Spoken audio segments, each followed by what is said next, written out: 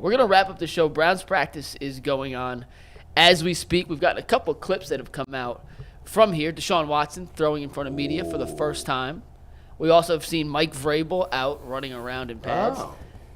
So we're going to play some of these clips for you guys here in a sec. This is live, instant reaction to some of these clips from Browns practice today. Steve, whenever you're ready, take tag board and you can play them.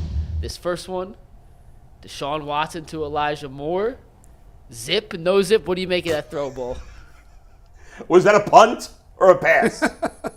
I mean, come on, Mike. I'm just asking, what do you think? They look good? We'll play you a bunch. It looked fine. What do you guys think? I don't care. It's May. I mean, come on. I'm trying to figure out why this being shown right now, and I was going to kind of dig into this later. Now what? I'm trying to figure out why this being shown now, and I was going to dig into it later. Well, we're just going to show a couple. All no, right, I mean, it's May, though. Like, I ain't making too much of none of this, to be totally honest with you. Matt Landers, the guy they signed last week, has a chance to make a big name in camp. Drops a pass here from Deshaun Watson. I mean, Matt Landers. Come on, man. Oh, Matt Landers, that could be a made-up name. He might not even be a real player on the Browns. That's an AI figure running down. I mean, that sounds like the guy who lives down the block from me. You know, who's mowing his lawn a little too late in the day. I guess the biggest question. You can't have that. How many picks do MJ got today? Like, y'all talking about the wrong thing. All of a sudden, Earl cares about OTAs. Yeah, I want to know how many picks he got right now. This is Jameis Winston, by the way, to David Bell. Oh, nice cut from David Bell. Look Looking real athletic. Throw. Looking real athletic early on in camp. We'll see the next one, Ant. Deshaun to Cedric Tillman. Oh, look at that zip.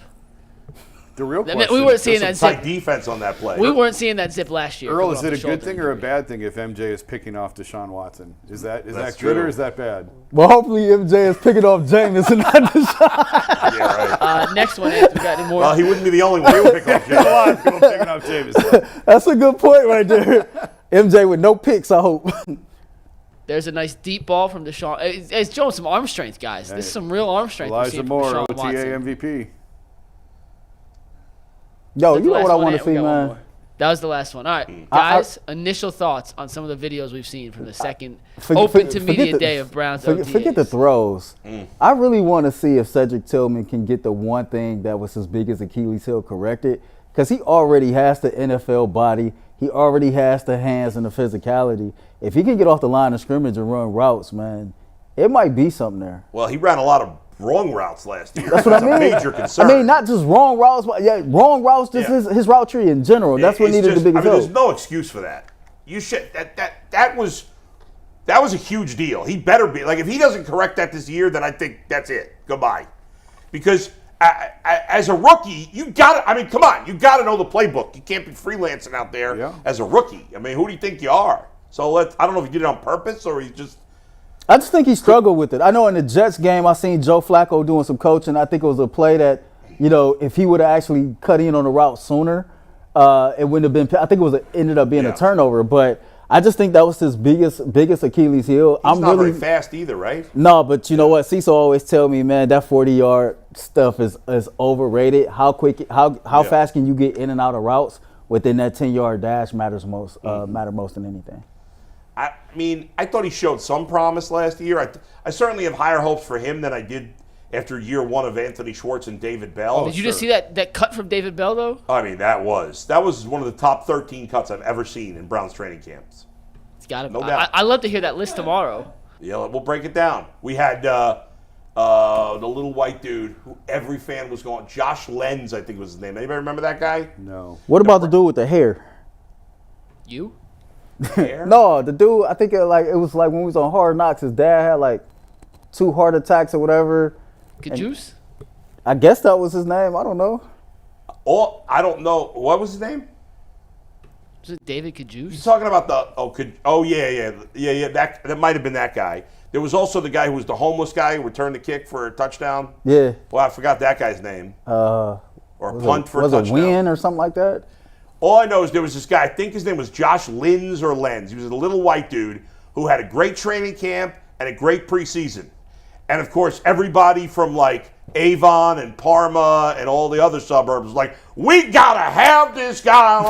I don't know why Avon, Parma, and is that how they sound? Became the South. Is that how they sound? Became the South. But they were all like, we got to keep him. And I was like, and I remember at the time thinking, why would the Browns keep him? Like, he'll get to the practice squad if they want him. Yeah. And people were like, he's not going to make it onto the practice squad. Not only did he make it technically to the practice squad, they didn't even put him on the practice squad. No other team picked him up to the practice squad. Nobody wanted him. So don't read anything into preseason or training camp, pretty much. Two more clips I want to show you, though. Old-time Avon, 25, 30 years ago? Yeah, was talking with Southern accent? It was the South. Okay, yeah. One of the questions we did have, and I'm being a little more serious here, was, Deshaun had been throwing, but could he throw the ball deep at any point? Yeah. And how deep? And at least today we have two better videos. This one's from Spencer German, Earl's guy. 30 yards is his estimate on this. I know it's small. I wish there was a better way. Tag board is what it is. But a 30-yard deep pass to Elijah Moore. It's just meaningless, Mike. It's in practice. And here's the other one. And this one's from Mary Kay. And you never see these in OTAs. But Mary Kay actually tweeted out a video of an incompletion, which you never see. Yeah, but true. The incompletion doesn't matter. That was 35 yards. I just don't care. It's practice. There's no threat of getting hit. Are they even wearing shoulder pads? I do not believe so. I can't tell. I mean, my eyes are not good enough, and the screen's tiny. I mean, this has nothing to do with what he's going to do in a game. So I don't know. Do you even care an iota? I mean, it's good that he's able to throw the ball. Yes, I will give you one iota. I will give you one iota. Give me an iota. There you go. That coming off the shoulder surgery, that he can throw the ball 30 yards. The fact that, yes, that's a positive. There's an iota. But one the quality not of two. the right. You don't get two iotas just for that. one iota. You get one iota. The What fact is an that iota? I have no idea. Mike, can you look up iota? Isn't that a brand of tater tots, maybe? An iota is the 9th letter of the Greek alphabet. Of the what? It's of the Greek 9th alphabet? letter of the Greek alphabet, or an extremely small amount. By the way, speaking of the Greek alphabet, the kids now are using all these terms that I don't know nothing about. Yeah, mid, cap. Yeah, but what cap? Your takes today have been real Riz. mid. One of the